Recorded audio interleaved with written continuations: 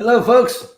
Welcome to Pro Trader Strategies. We're an educational company where we're here to teach you folks how to trade the market. So if you want to learn how to trade markets, especially using options, hit that subscribe button. Also, if you want to get notifications, there's a little bell there that you can hit on, because I'm not always just going to do it at the 8:30 scheduled time. If I find something in the afternoon, I might pop on here. So if you guys want to catch me when I'm going live, make sure you got that notification for all of those videos. And throughout this video, please comment over there on the side. I'd love to hear from you folks. And I want to make sure you're clear of concept before moving on. So if you have any questions, comments, or just want to chat over there on the side, I'll be happy to spin it up with you. And finally, smash that like button for us. It really does help out. And in this video, I mentioned we're going to talk about the markets. We're also going to talk about trades that I find based on the technical setups we find in these charts. So make sure you follow along with that. Hopefully I'll give you some helpful hints that you'll be able to spot trades rather quickly. And finally, I'm Eric Wilkinson, and you very well may recognize me from mainstream media, where I've talked about all of this stuff that we're going to discuss with you folks. So let's get on with it. All right, across the pond, economic data. Yesterday was a Monday, not really a whole lot going on there. And today here in the United States, and well, across the pond, we got CPI. Let's talk about German CPI in line with expectations. French final CPI, consumer price index. This is what the consumer is feeling on on price inflation. We've been talking about this being very transitory. What we're going to have to do is start really looking at it and see and decide for ourselves, is it transitory? So one thing we got here was the CPI. That came in higher and hotter than expected at 0.9%. Now, keep in mind, when we're looking at these CPI numbers, it was expected to be 0.5%. Now, that would be a relatively high reading. As a matter of fact, a 0.5% is something that we really haven't seen since basically before the 2008 crisis. Okay, so we're talking over 10 years. We haven't really seen this 0.5 even a 0.9 number there coming up. So really just blasting off with this. Is it transitory? You know, it would expect to be when we look at the food and energy, but keep in mind, food and energy has been one of those aspects that's been part of this whole supply chain issue. But when we strip out food and energy, it's still elevated at 0.9%, expected to be 0.4%. Now, keep in mind, when you strip out food and energy, energy can be very volatile, right? We've seen energy shoot up to $100 a barrel. Now, that's why we kind of strip out that number, because that could be one of those transitory aspects of inflation that everybody's talking about. Well, when we strip out that food and energy, we're still seeing a spike there. Now, that spike, that 0.9%, is the highest spike we've seen since 2000, all right, since this century started. So that number is just massive, folks. And we are hoping to see that be a little bit transitory, because we stripped out the food and the energy, that gas. And, you know, food can be more volatile. Also, think about it. If there's a drought, we can see those prices spike as well. So that's why we're stripping out that. But if you go back to that number there, without those volatile aspects, we're still seeing that higher. So transportation items, you know, we're hearing about all of these chips problems, supply chain issues. That's driving prices a little bit higher, which is what's giving a little bit of angst to this consumer price index. Earlier this morning, we were really seeing that beat up on the equities right off the bat, market falling out of bed. Seeing some strength here later on in the afternoon, maybe even heading into the close. So I would say the risk is to the upside in the equities. So with that said, let's get on with the overall charts here, because there's not a whole lot of other economic data to really speak of. That core CPI and the regular CPI number, really the big one to look at there. And we do have a couple of Fed governors speaking later on this afternoon. Crude oil making a move here higher today, but I do believe that this is a little overdone to the upside, especially with we're seeing I don't know that we're going to see a major slowdown, but I don't think that we are going to see the roaring 20s, at least starting this year, because we have this Delta variant with the COVID I keep thinking vaccine, but the COVID virus, there's a Delta variant. Is this virus going to be immune to the vaccine that we've been all getting? Well, it is a little bit stronger. There's a little bit of concern about the reopening happening right away. So that could start causing the equities to roll over a little bit here, because we are just now starting to get into this next earnings season. And this earnings season coming up has had some pretty high expectations here, because we've been all talking about this roaring 20s for the last 6 months. Well, now it's kind of time to pay the piper, where these guys have had good forward outlooks. Well, if they don't meet or really exceed these expectations, we could see this earnings season be a bit of a bust, where we're starting to see some rollovers here. We're already starting to see that in some of the bank stocks. Now, when we kick off earnings season, folks, what's the first thing we really get is the banks. All right. And that is a pretty good indication as to the health of the overall economy here. Well, they are coming out with pretty decent earnings, relatively in line, maybe slightly better. We've got Goldman Sachs and JPM, like I talked about. Well, they're still seeing weakness, because people were kind of thinking we should be seeing, excess over what we were seeing before. They're still giving out some forward guidance. So this earnings season and next earnings season, I think, could be a bit of a disappointment, as the expectations are so much higher for this couple of earnings. All right. But crude oil making a move higher, I think that we're going to see crude oil start to roll over here. I think it's just a little overdone to the upside. Bonds holding on to the 160s. We've been talking about the fact that they were well overdone to the downside when we were trading in those 150 handles. I talked about this for quite some time. That 160 handle is right around that sweet spot.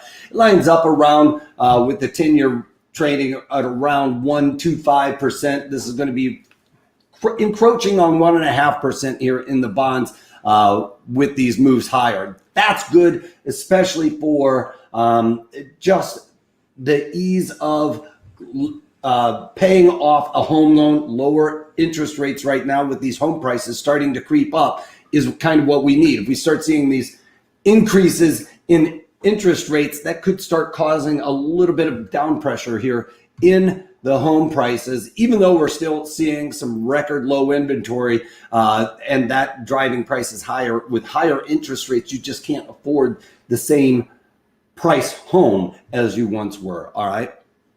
And gold futures starting to make a move higher here. Is this transitory? This inflationary aspects we saw showing up in the consumer price index, that's meaning that those higher prices to the manufacturer are getting passed on to the consumer. All right. And usually we don't see those guys lower prices after they passed it on or been able to pass it on to the consumer. So that's going to be the real thing to watch here, is when these manufacturers start increasing prices and everybody's saying it's transitory, are they going to really lower those prices back down, or are they going to try and keep that as profit going forward?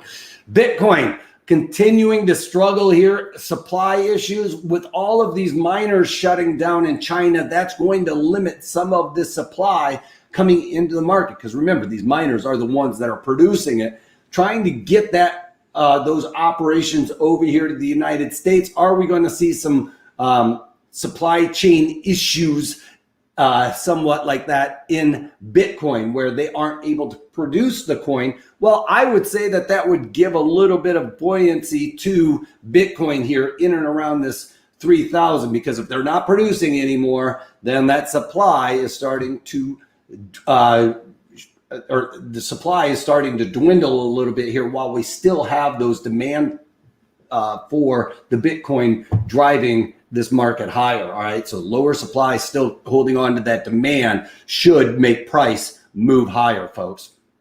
And then when we go over to the VIX, VIX is well off the highs of the day. We're still in the teens, but that's because we're seeing the equities make these moves to the upside. You can see the NASDAQ is on the highs of the day, up 112 points on the day.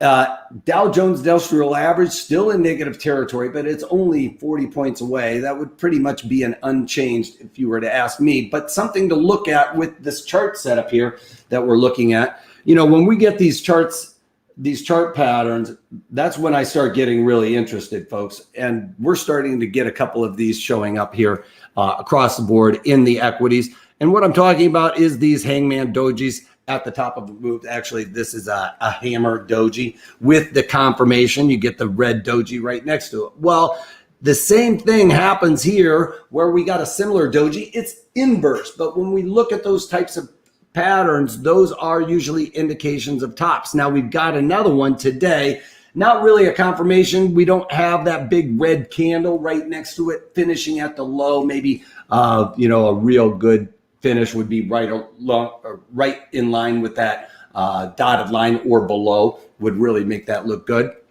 Now this hammer at the top again, or a hangman doji at the top here, still looking like weakness and no confirmation, but I think that we're going to see more of Dow weakness here. The blue chips see some weakness here while that tech sector starts to get a little bit of a run in it. Why? Because we're starting to worry about the reopening with this Delta variant. We've already seen that the tech sector does very well during that type of environment. Why? Because we're all at home. We're using tech. We're not using the blue chips. We're not flying. We're not using travel and leisure, which is kind of where we see a lot of those aspects show up in the Dow Jones Industrial Average, things like DEER as well. So those are going to see some weakness, and that's why the Dow is struggling to make a move to the upside right now. I do not want to calibrate my pen.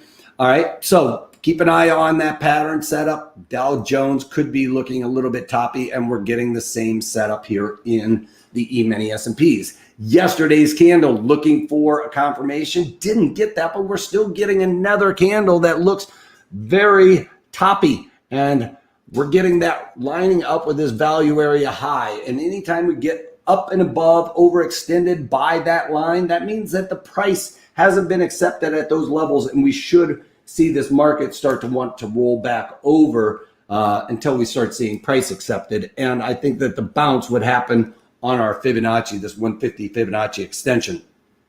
So equities outside of the tech sector looking a little bit sketch right now, but the tech sector looking very strong, especially if we are not going to get this reopen trade that we've been talking about so much.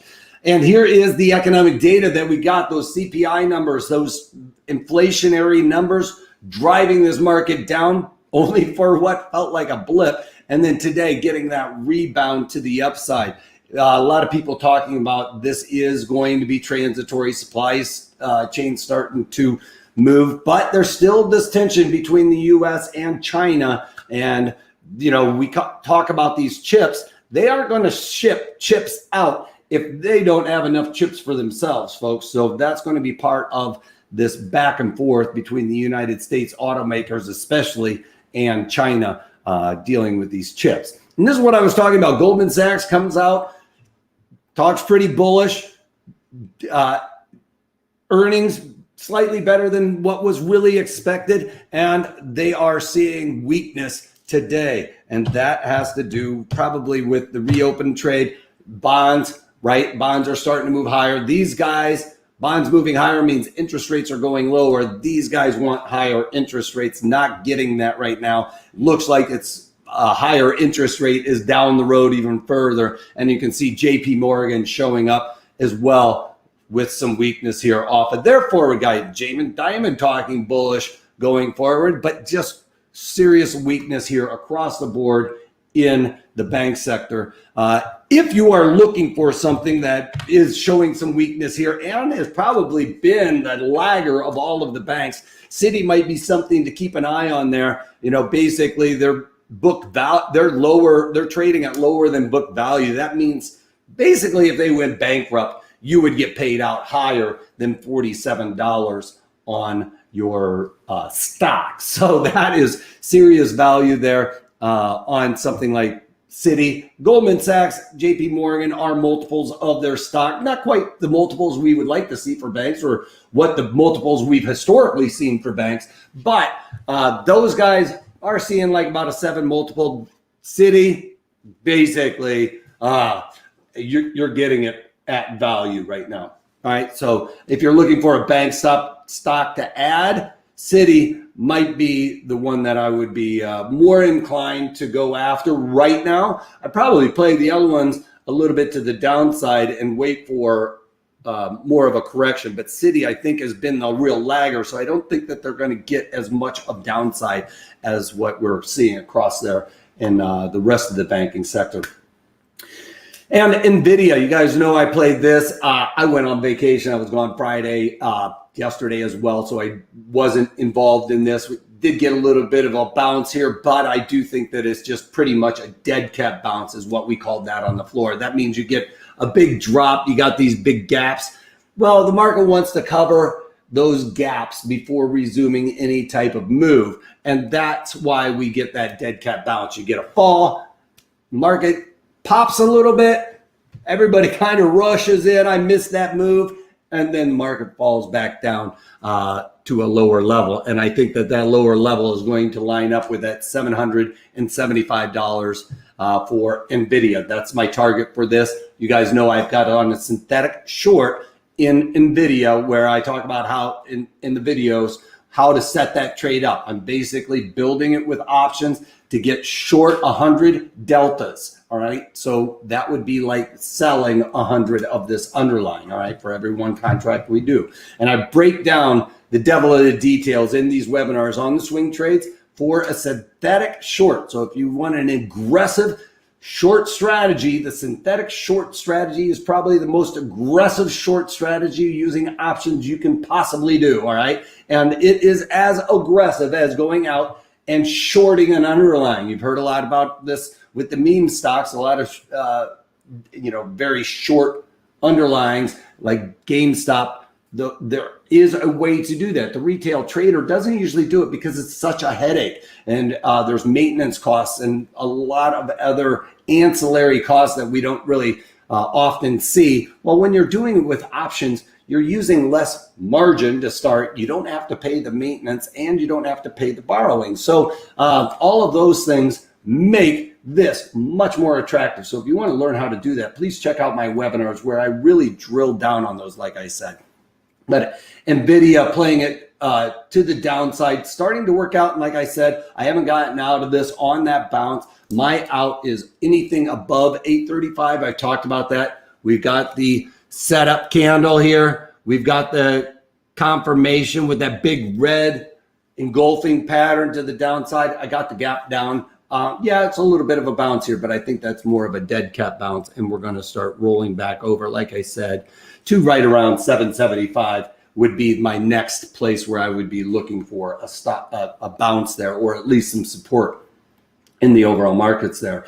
So we talked about NVIDIA, still playing this to the downside. The other trade that I was looking at was IBM is starting to make a move here. And I think that some people were talking about it breaking back down below 140-ish. Well, we did get that test last week, a bit of a bounce here, and some support right here around this $136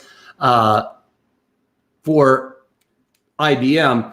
But what we're seeing here is that is a support, and people are talking about it wanting to come back down closer to this point of control, which is lining up with 125. I don't think that's going to happen. I think that Wall Street is finally starting to accept the fact that IBM is doing very well with Azure, and Azure is your web services, and that is a very high profit margin aspect of IBM's business. Now, they've been getting beat up for the last year or so while they've been kind of rotating into this cloud services, as they are usually a service sector type of business. That's lower margin versus this higher margin sector of Azure that they're getting involved in. So I think that IBM is going to be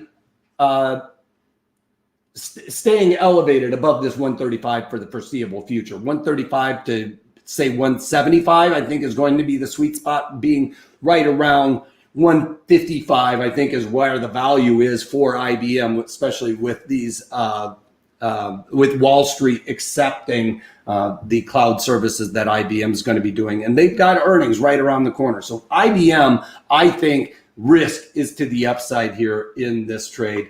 for IBM. And Coca-Cola is another one that I was looking at earlier today. Coca-Cola and Pepsi getting some pops to the upside.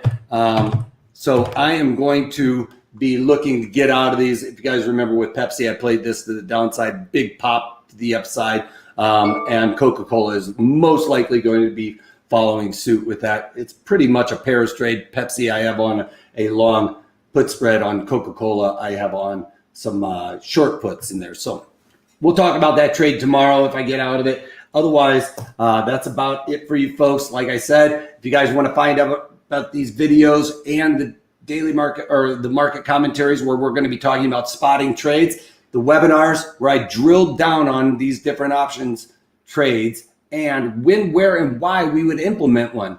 Finally, if you guys want to comment, give me something over there at the side. I'll be circling back around a little bit later today and tomorrow. Make sure everybody's clear as concept. And finally, if you can't smash that, take that.